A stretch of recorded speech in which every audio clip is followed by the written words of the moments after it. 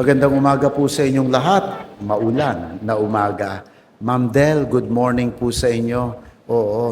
In this Mass po, we're praying for your brother Emmanuel. Is going to a operation ata. So pinagdarasal natin ang kanyang magandang kalusugan and recovery.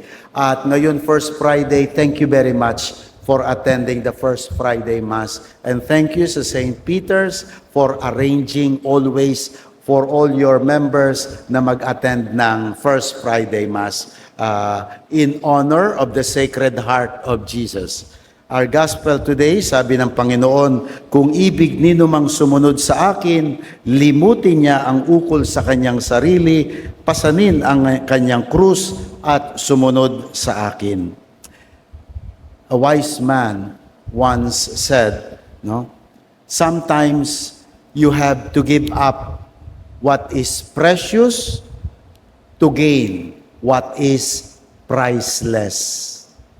Sometimes give up something precious for something priceless. The choices of life is not always about good or bad. It's sometimes a choice between good, better, and best. We have received so many good things in life. Family, employment, wealth, all of that is good. The gospel and Jesus is not saying that they are bad. By all means, we pray that all of you will be blessed with all those wealth and values in life. But there is always something better, and there is always one that is the best.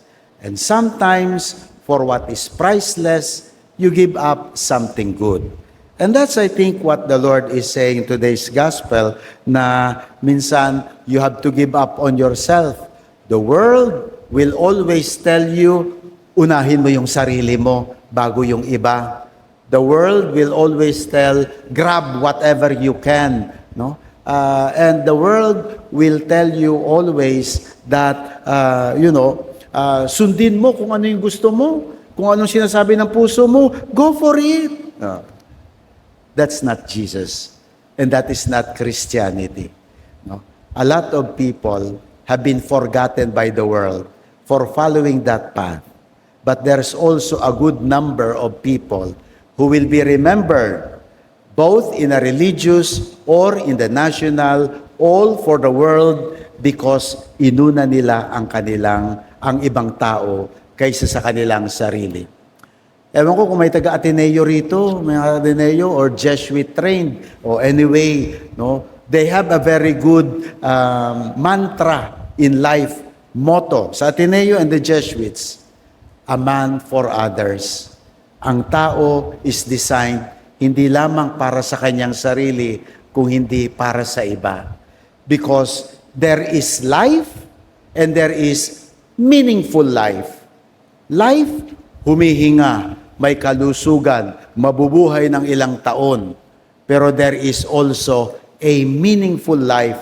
Kaya nga sa Tagalog, meron din tayong sabi na buhay at walang kwentang buhay. Anong klaseng buhay ba yan? Walang kwenta, walang kahulugan. But there is always a meaningful life.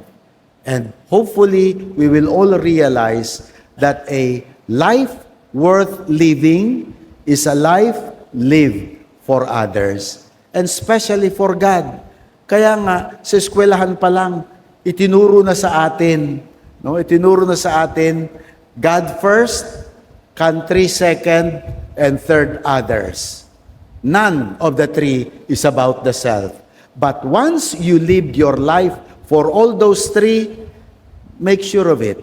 People will remember you. And Jesus makes sure in today's gospel, you have a place in His kingdom.